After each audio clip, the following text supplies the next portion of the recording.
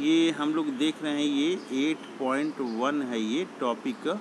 और ये 8.1 जो टॉपिक है इसका नाम है कॉमन डिजीज़ इन ह्यूमन में क्या क्या कॉमन डिजीज़ हैं इसके बारे में हम लोग देख रहे हैं इस टॉपिक में।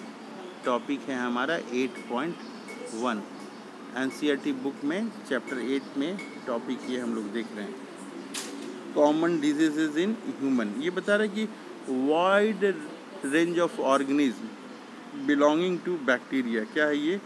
बैक्टीरिया है, इसके अलावा वायरसेस हैं, फिर फंजाई है, प्रोटोजोन्स है और हेलमिन्थ है।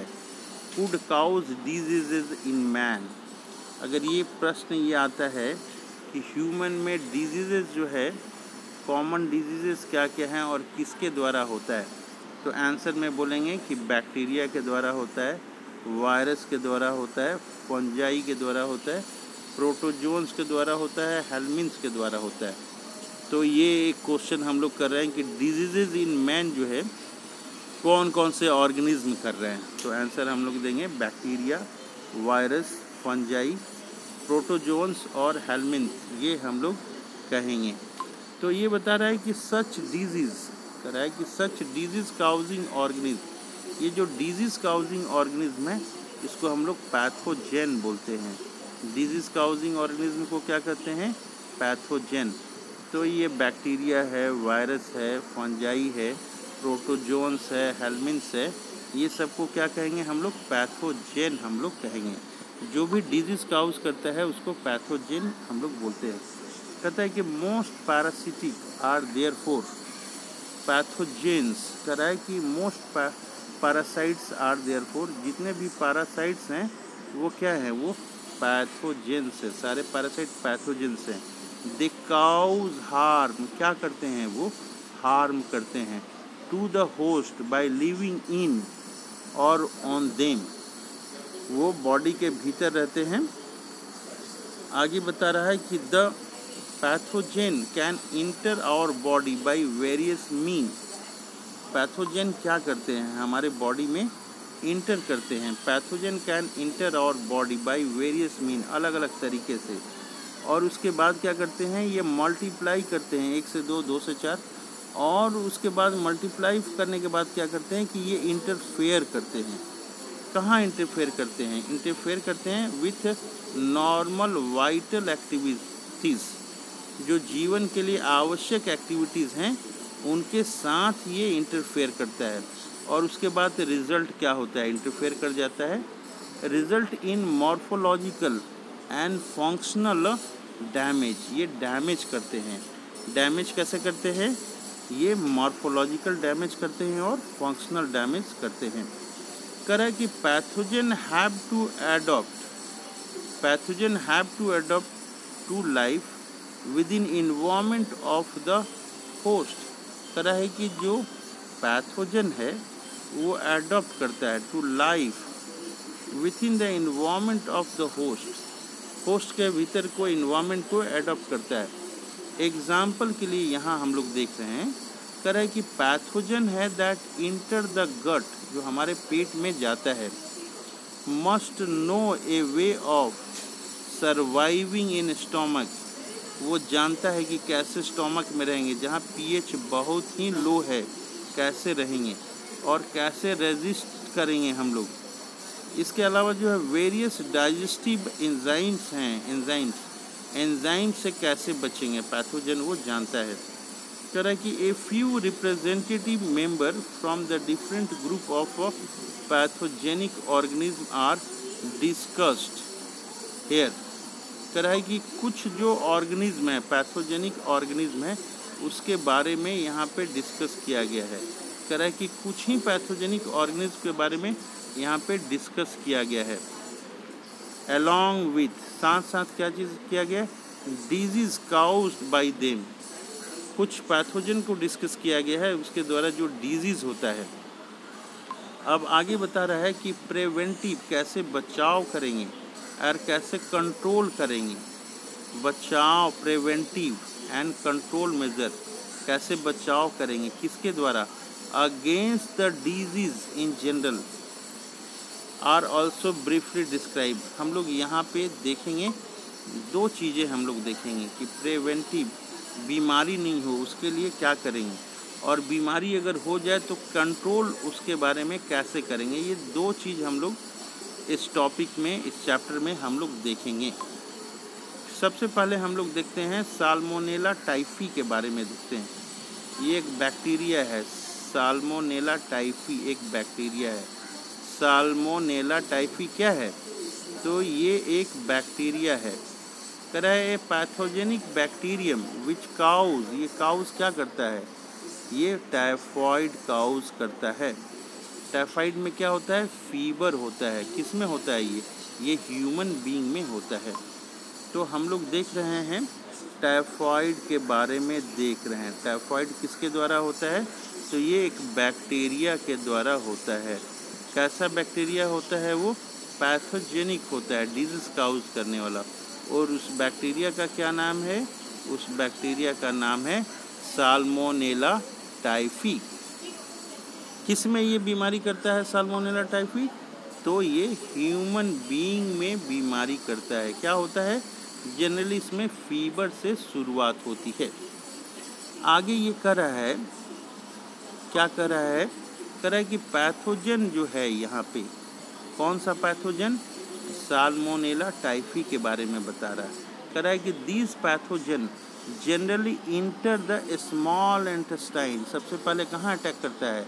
तो सबसे पहले ये स्मॉल इंटेस्टाइन में अटैक करता है। कैसे अटैक करता है? तो थ्रू फूड करता है, फ्रूट के थ्रू कर सकता है, या फिर किसके थ्रू? वाटर के थ्रू। जब ये फूड और वाटर दोनों कॉन्टामिनेटेड रहेंगे विथ देम, किसके द्वारा? बैक्टीरिया के द्वारा, and migrate to other organ through blood. कह रहा है कि ये सबसे पहले जो है कैसे ये हमारे शरीर में आएगा? तो कह रहा है कि फूड और वाटर जो हम लोग लेंगे, कैसा फूड एंड वाटर? जो कॉन्टामिनेटेड होगा, दूषित होगा, तो वहाँ से हमारे ये स्मॉल इंटेस्टाइन में ये आ जाता है, और इसके अलावा दूसरे ऑर्गन में जाता है। दूसरे ऑर्गन में कैसे जाता है? तो ब्लड के थ्रू ये जाता है। अब देखिए ये क्वेश्चन पूछता है कि टाइफाइड अगर किसी को हो गया है तो क्या इसके लक्षण हैं, सिम्टम क्या है? 3 नंबर का क्वेश्चन ये पूछता है।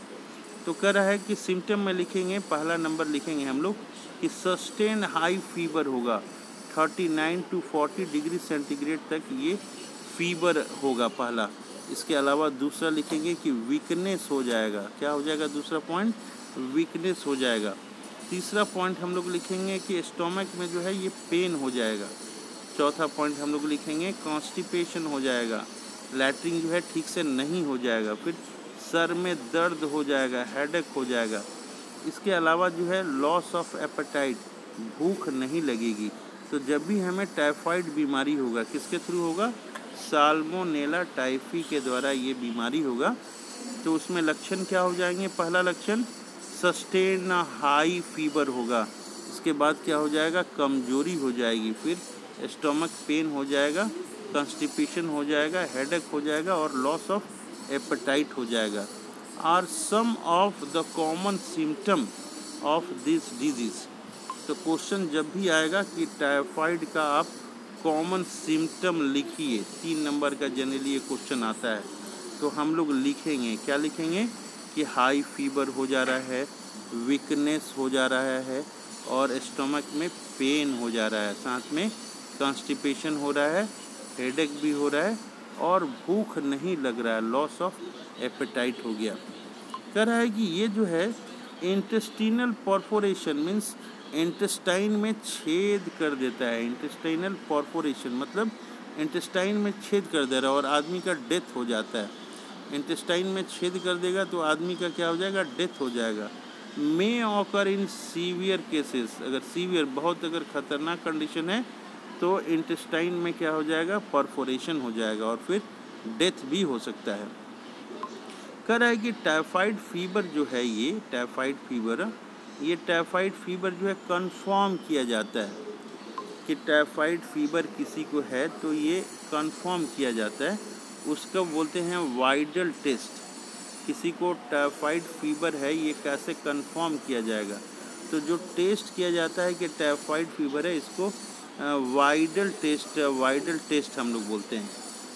कह रहा है कि क्लासिक केस इन मेडिसिन, ये जो है क्लासिक केस है मेडिसिन में, जो है क्लासिक केस है। कह रहा है कि दैट ऑफ मैरी मैलॉन, ये मैरी मैलॉन है, निकनेम्ड जो है इनका है टाइफाइड मेरी, इनका नाम है निकनेम टाइफाइड मेरी। कह रहा है कि इसके बारे में ये बताया गया है, क्लासिक केस है ये। इज़ वर्थ मेंशनिंग हियर, ये बताना बहुत ज़रूरी है। इनका नाम था मैरी मैलॉन, ये कुक थी, खाना बनाती थी। इनका निकनेम क्या था? इनका निकनेम था टाइफाइड मैरी, ये खाना बनाती थी। कह रहा है कि सी वॉज ए कुक, वो कुक थी। बाय प्रोफेशन, उनका धंधा क्या था, उनका काम क्या था, वो कुक थी। And was a typhoid carrier, वो टाइफाइड का कैरियर थी, लोगों को बीमारी फैलाती थी, टाइफाइड की कैरियर थी। Who continue to spread typhoid for several year through the food she prepared, वो क्या है, जब भी ये खाना बनाती थी, she was a cook by profession, वो खाना बनाती थी, टाइफाइड की कैरियर थी। Who continue to spread typhoid, उन्होंने क्या किया, स्प्रेड किया टाइफाइड को, फैलाया। कितने दिन तक? सेवरल ईयर, बहुत सालों तक इन्होंने फैलाया। कैसे फैलाया? थ्रू द फूड, फूड के थ्रू बनाया। सी प्रिपेयर्ड, जो वो खाना बनाती थी उसके थ्रू जो है ये फैलता था। तो ये हम लोगों ने देखा, यहाँ पे टाइफाइड के बारे में हम लोगों ने देखा। अब आगे हम लोग देखते हैं दूसरे बीमारी के बारे में, निमोनिया के बारे में हम लोग देखते हैं। अभी टाइफाइड के बारे में देखें, अब हम लोग निमोनिया के बारे में देखेंगे। ये निमोनिया के बारे में ये बता रहे कि निमोनिया जो होता है वो किसके कारण से होता है। तो निमोनिया जो है बैक्टीरिया के कारण से होता है। कौन से बैक्टीरिया से निमोनिया होता है? तो ये जो निमोनिया होता है वो स्ट्रेप्टोकोकस निमोनी के कारण होता है। स्ट्रेप्टोकोकस निमोनी के कारण तो ये होता ही है, साथ में हीमोफिलस इन्फ्लुएंजी, हीमोफिलस इन्फ्लुएंजी जो है वो भी रिस्पॉन्सिबल है फॉर द डिजीज़। कौन सा डिजीज़? निमोनिया के लिए। किस में होता है निमोनिया? इन ह्यूमन में होता है। इसमें क्या होता है? विच इन्फेक्ट करता है। कहाँ पे करता है? एल्वियोली में करता है। एल्वियोली में कहाँ पे? एयर फिल्ड सैक होता है, एल्वियोली एयर फिल्ड सैक होता है। और ये कहाँ होता है? तो ये लंग में होता है। तो निमोनिया में सांस लेने में दिक्कत होती है। तो ये जो बता रहा है कि as a result of infection, अगर इन्फेक्शन आ गया, किसका आ गया? ये बैक्टीरिया स्ट्रेप्टोकोकस निमोनी आ गया या हीमोफिलस इन्फ्लुएंजी आ गया, तो ये जो है इन्फेक्शन आ जाता है। तो as a result of infection क्या होता है? Alveoli get filled with fluid. Alveoli में क्या होता है? फ्लूइड, लिक्विड जो है जमा हो जाता है। To severe problem in respiration, और क्या होता है? रेस्पिरेशन में प्रॉब्लम हो जाती है, सांस लेने में दिक्कत होती है। कह रहा है कि इसमें जो है सिम्टम क्या क्या होता है, प्रॉब्लम क्या क्या होता है, इसमें सिम्टम क्या क्या है।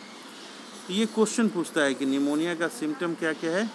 तो इसमें भी सिम्टम में लिखेंगे कि ये फीवर होता है, चिल्स, ठंडा लगता है। इसके अलावा कफ भी हो जाता है, खांसी। इसके अलावा सर दर्द होता है, हेडेक। तो सिम्टम में हम लोग क्या लिखेंगे? निमोनिया में फीवर हो जाता है, चिल्स, ठंडा लगता है, कफ हो जाता है और हेडेक भी होता है। कह रहा है कि इन सीवियर केसेस, बहुत ख़तरनाक कंडीशन जब हो जाता है तो उस समय लिप्स एंड फिंगर जो है, नेल, वो में टर्न ग्रे, वो ग्रे हो जाते हैं या ब्लूइश इन कलर हो जाते हैं। सांस लेने में दिक्कत होती है तो वो लिप्स, ओठ जो है और फिंगर, वो आपके ग्रे हो जाते हैं या फिर ये ब्लूइश इन कलर हो जाते हैं। तो उसे देख के हम लोग पहचान सकते हैं। अगर जब भी जो है लिप्स जो हैं, ओठ और फिंगर क्या हो गया, ग्रे हो गया या फिर ब्लूइश कलर हो गया, तो समझना है कि ये निमोनिया जो है ख़तरनाक स्तर पे चला गया है। कह रहा है कि a healthy person acquire the infection, कैसे हेल्दी पर्सन को आ जाता है, कह रहा है कि इनहेलिंग द ड्रॉपलेट, ये कैसे, अगर जो कोई आदमी छींक रहा है तो इससे इन्फेक्शन, इनहेलिंग द ड्रॉपलेट, तो उसके थ्रू भी आ सकता है। Aerosol released by infected person और इवन बाय शेयरिंग ग्लासेस, एक ही ग्लास में पानी पी लिया, एक ही बर्तन में खा लिया विथ इन्फेक्टेड पर्सन का जो है, तो इससे हो सकता है। ये डिसेंट्री जो है, प्लेग है, diphtheria are some of other bacterial disease in man. Question ये भी पूछता है कि बैक्टीरियल डिजीज़ का नाम बताइए, तो हम लोग डिसेंट्री बोलेंगे कि बैक्टीरियल डिजीज़ है, प्लेग जो है बैक्टीरियल डिजीज़ है, डिप्थीरिया जो है बैक्टीरियल डिजीज़ है, ये बैक्टीरियल डिजीज़ इन मैन है ये। तो जब ये पूछेगा कि बैक्टीरियल डिजीज़ का नाम बताइए, तो हम डिसेंट्री, प्लेग, डिप्थीरिया ये कहेंगे। निमोनिया तो कहेंगे ही हम लोग, और टाइफाइड तो कहेंगे। इसके अलावा डिसेंट्री, प्लेग, डिप्थीरिया का भी नाम हम लोग लेंगे। अब आगे हम लोग देखते हैं, कह रहा है कि अब वायरस के बारे में हम लोग देखते हैं। वायरस के बारे में, वायरस के बारे में देख रहे हैं, कह रहा है कि many viruses also cause disease in human being. बहुत तरह के वायरस हैं जो कि डिजीज़ काउज करते हैं। किस में डिजीज़ काउज करते हैं? ह्यूमन बींग में ये डिजीज़ काउज करते हैं। कौन डिजीज़ काउज कर रहा है यहाँ पे? वायरस डिजीज़ काउज कर रहा है। कह रहा है कि राइनो वायरस, एक राइनो वायरस है, एक वायरस है, ये किसके बारे में बता रहा है? कह रहा है कि ये राइनो वायरस है। राइनो वायरस वो क्या करता है? कहता है कि ये राइनो वायरस है, represent one such group of virus. ये राइनो वायरस है, ग्रुप ऑफ वायरस है विच काउज करता है। क्या काउज करता है? ये one of the most infectious human elements है। ये क्या है? ये कॉमन कोल्ड, ये कॉमन कोल्ड जो है ये काउज करता है। तो राइनो वायरस के बारे में हम लोग देख रहे हैं। ये राइनो वायरस ये कौन सा डिजीज़ काउज करता है? तो ये कॉमन कोल्ड जो है काउज करता है। कॉमन कोल्ड में क्या होता है? दे इन्फेक्ट द नोज जो है और respiratory passage but not the lung. ये चीज़ ध्यान देना है। कॉमन कोल्ड में क्या होता है? केवल नोज़ में इन्फेक्शन जाता है। और कहाँ जाता है? रिस्पिरेटरी ये पैसेज में जाता है। एक चीज़ ये ध्यान देना है, लंग में ये इन्फेक्शन नहीं जाता है। ये चीज़ ध्यान देना है हम लोग को, नॉट द लंग। कह रहा है कि common cold is characterized by, कैसे हम लोग को पता चलेगा? कह रहा है कि नेसल कॉन्जेशन हो जाएगा, नाक में सांस लेने में दिक्कत हो जाएगी, डिस्चार्ज आएगा, नाक से कुछ गिरेगा, सोर थ्रोट हो जाएगा, गले में खिचखिच हो जाएगी, आवाज़ जो है हॉर्सनेस हो जाएगा, कुछ चेंज हो जाएगा, कुछ कफ भी हो जाएगा हम लोग का, हेडेक भी हो गया, एंड टायर्डनेस, थकावट हो गया। तो ये सारी चीज़ें अगर हो गई तो कॉमन कोल्ड ये बीमारी हम लोग को है। कैसे पता चलेगा? ये नोज़ और रेस्पिरेटरी पैसेज जो सांस लेने का रास्ता है वहाँ पे ये प्रॉब्लम करता है। और इसमें क्या क्या होता है? तो इसमें नेज़ल कॉन्जेशन होता है, नाक बंद जैसा लगता है, नाक से कुछ निकलता है, डिस्चार्ज हो जाता है, सोर थ्रोट होता है, गले में जो है खराश हो जाता है, आवाज़ बदल जाती है, हॉर्सनेस, और कफ हो जाता है, और हेडेक भी हो जाता है, और थकावट जो है ये तो लगती ही है। ये बता रहा है कि कॉमन कोल्ड जब ये बीमारी हम लोग को हो जाएगी तो करीब करीब which is last for 3 to 7 days, 3 से 7 दिन तक जो है ये बीमारी रह सकती है। कह रहा है कि ड्रॉपलेट्स रिजल्टिंग फ्रॉम कफ और स्नीज, जब भी हम लोग खांसते हैं तो कुछ ड्रॉपलेट निकलते हैं, छींकते हैं तो कुछ ड्रॉपलेट निकलते हैं। वो खांसने और छींकने से जो ड्रॉपलेट निकल रहा है वो इन्फेक्ट कर सकता है पर्सन को, किसी भी आदमी को इन्फेक्ट कर सकता है। आर आइदर इनहेल्ड डायरेक्टली, अगर भीतर चला गया हम लोगों के शरीर में, और जो है या ट्रांसमिटेड हो रहा है, किसके थ्रू ट्रांसमिटेड हो रहा है?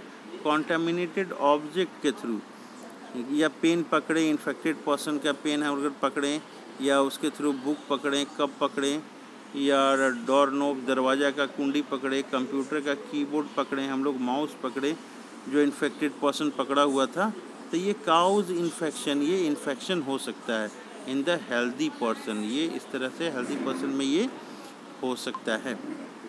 अब यहाँ पे जो है हम लोग एक दूसरी बीमारी के बारे में देखते हैं, मलेरिया के बारे में। मलेरिया के बारे में हम लोग अलग से डिस्कस करेंगे, दूसरे हम लोग वीडियो में करेंगे।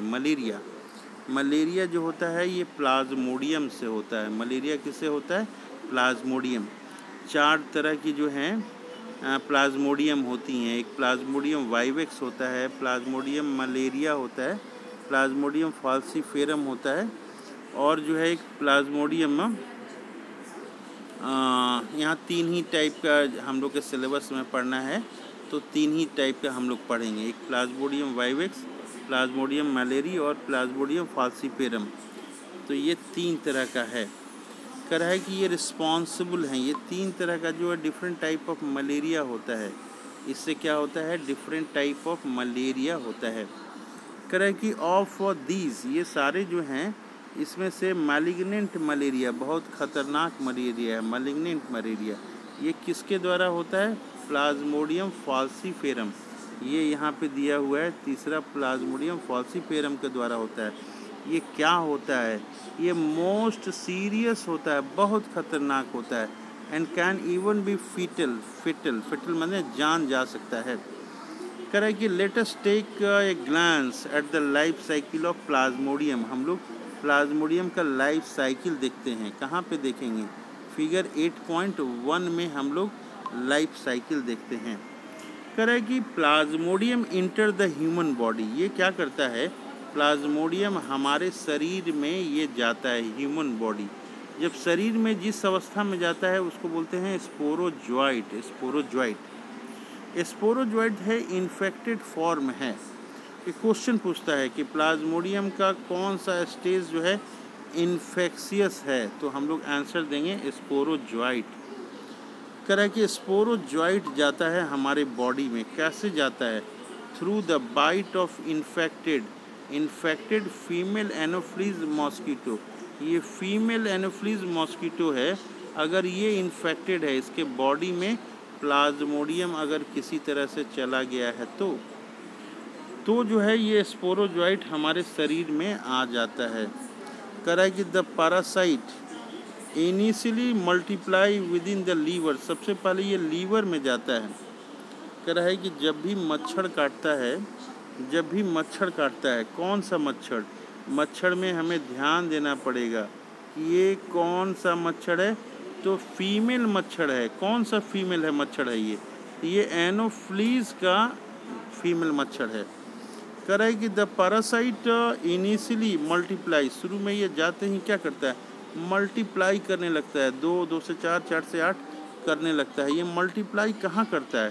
कह रहा है कि ये मल्टीप्लाई लीवर में करता है, जाके शुरू में ये लीवर में मल्टीप्लाई करता है, और देन अटैक, उसके बाद ये अटैक कर देता है। लीवर में बढ़ने के बाद कहाँ अटैक करता है? ये रेड ब्लड सेल्स में ये अटैक कर देता है। आरबीसी को ये अटैक करता है, आरबीसी को, और उसके चलते रिजल्ट क्या होता है? आरबीसी फट जाता है, रप्चर कर जाता है। तो ये क्या है? आरबीसी के ऊपर अटैक कर देता है, तो रप्चर ऑफ आरबीसी ये होता है। तो जैसे ही रप्चर ऑफ आरबीसी होगा तो लिखा हुआ है the rupture of RBC is associated with release of toxic substance. RBC जैसे ही फटता है उससे निकलता है हीमोज्वाइन, निकलता है एक पिगमेंट है, ये हानिकारक पिगमेंट है, हीमोज्वाइन है। कह रहा है विच इज रिस्पॉन्सिबल फॉर, यही हीमोज्वाइन जो है केमिकल, ये रिस्पॉन्सिबल है चिल्स एंड हाई फीवर। जब आरबीसी क्या होगा? ब्लास्ट करेगा, उसमें से पिगमेंट निकलेगा हीमोज्वाइन। जब हीमोज्वाइन निकलेगा तो आदमी को चिल्स होगा, ठंडा लगेगा, और हाई फीवर हो जाएगा, उस समय ठंडा लगेगा। और ये जो है ना रेकरिंग है, बार बार होता है रेकरिंग, एवरी 3 to 4 डेज, हर तीसरे दिन में या फिर चौथे दिन में ये बुखार आएगा। कह रहा है कि व्हेन ए फीमेल एनोफ्लीज, ये जो फीमेल एनोफ्लीज मॉस्किटो जो है बाइट करता है, काटता है, किसको काटता है? इन्फेक्टेड पर्सन, जिस आदमी में ये प्लाज्मोडियम है, उसको अगर काटता है तो पैरासाइट इंटर कर जाता है, कहाँ इंटर कर जाता है, ये मॉस्किटो के बॉडी में चला जाता है और अंडरगो फर्दर डेवलपमेंट, और मॉस्किटो में जाके डेवलपमेंट होने लगता है। तो कह रहा है कि पैरासाइट जो है मल्टीप्लाई कर रहा है, द पैरासाइट मल्टीप्लाई कर रहा है, कहाँ कर रहा है, within them to form sporozoite, वहाँ पे मॉस्किटो में स्पोरोजॉइट बनाता है, and stored in their salivary gland, वो मच्छर के सैलिवरी ग्लैंड में स्टोर हो जाता है। कह रहा है कि when those mosquito bytes a human, कह रहा है कि ये जो मॉस्किटो है ह्यूमन को काटता है तो ये स्पोरोजॉइट जो है वो इंट्रोड्यूस हो जाते हैं इनटू हिज बॉडी, आदमी के शरीर में चला जाता है, और thereby initiating the event mention above, जब स्पोरोजॉइट चला गया तो ऊपर बताया गया है कि ये लीवर में चला जाता है, कहाँ चला जाता है, लीवर में चला जाता है। लीवर में जाने के बाद क्या करता है, लीवर में चला जाता है, लीवर में जाने के बाद ये आरबीसी को अटैक करता है, तो ये साइकिल जो है चलते रहता है। कह रहा है इट इज़ इंटरेस्टिंग, ये बहुत ही इंटरेस्टिंग है, to note that malarial parasite require 2 host, ये मलेरियल जो पैरासाइट है 2 होस्ट की इसको ज़रूरत है। पहला कह रहा है कि एक ह्यूमन की ज़रूरत है, ह्यूमन, और दूसरा जो है मॉस्किटो, ये ह्यूमन और मॉस्किटो 2 चीज़ें जब रहेंगी तभी इसका जो है लाइफ साइकिल जो है कंप्लीट होता है। तो इसके लाइफ साइकिल को कंप्लीट करने के लिए क्या क्या चीज़ों की आवश्यकता है, 2 चीज़ों की आवश्यकता है, एक तो ह्यूमन की आवश्यकता है और दूसरे मॉस्किटो को। कह रहा है कि the female anopheles mosquito is the vector, ये क्या है, वेक्टर है। वेक्टर जिसको कहेंगे वो ट्रांसमिटिंग, जो ट्रांसमिट करेगा उसको हम लोग वेक्टर बोलते हैं। तो फीमेल एनोफिलीज मॉस्किटो जो है वो वेक्टर है, क्योंकि वही एक जगह से दूसरे जगह पे जाता है। यहाँ पे डायग्राम दिया हुआ है, क्या क्या डायग्राम है हम लोग एक बार देखते हैं। यहाँ पे क्या डायग्राम है, यहाँ पे ये बता रहा है, इस डायग्राम में ये बता रहा है यहाँ पे कि ये जो है ना मॉस्किटो है ये बाइट कर रहा है, ये आदमी को काट रहा है। यहाँ पे कह रहा है कि when the mosquito bite another human sporozoite are injected with bite, ये जो मच्छर काटा तो इसके भीतर डाल दे रहा है, क्या डाल दे रहा है, स्पोरोजॉइट डाल दे रहा है, स्पोरोजॉइट। ये स्पोरोजॉइट फिर कहाँ चले जाते हैं, ये स्पोरोजॉइट लीवर में आ जा रहा है, ये स्पोरोजॉइट कहाँ जा रहा है, ये लीवर में आ जाता है, ये लीवर में स्पोरोजॉइट आ गया। कह रहा है पैरासाइट, पैरासाइट कौन है, स्पोरोजॉइट है, रीच द लीवर, लीवर में कैसे पहुंचता है, ब्लड के थ्रू पहुंचता है। इसके बाद ये क्या करता है, ये लीवर में पहुंचने के बाद ये जो है लीवर सेल में पहुंचा, उसके बाद ये लीवर सेल में इसकी संख्या जो है बढ़ती है, हजारों की संख्या में इसकी एक लीवर सेल में हो जाती है ये, और फिर लीवर सेल से ये दूसरे जगह चला जाता है, ब्लड सेल में जाता है। कर रहे हैं यहाँ पे कि द पैरासाइट रिप्रोड्यूसेस एसेक्सुअली, कहाँ पे, लीवर सेल में, और फिर ब्रस्टिंग, वो ब्लस्ट कर जाता है liver cell, and releasing into the blood, ये फिर ब्लड में चला जाता है। ब्लड में जाने के बाद जो है यहाँ पे हम लोग यहाँ पे देखते हैं parasite reproduce actually in the red blood cells, red blood cells जो है यहाँ पे हम लोग देख रहे हैं यहाँ पे कि ये जो ब्लड में आता है parasite reproduce sexually in the red blood cells, bursting the red blood cells and causing cycle of fever and other symptom. A released parasite infect the new red blood cells. ये यहाँ पे बता रहा है कि आरबीसी में जब ये आ गया, ये आरबीसी में ये आ गया, तो आरबीसी में आने के बाद सेक्सुअली ये रिप्रोड्यूस करता है, इसकी संख्या बढ़ती है, तो ये फिर जो है ये आरबीसी ब्लास्ट कर जाता है और इससे जो है टॉक्सिक सब्सटेंस निकलता है।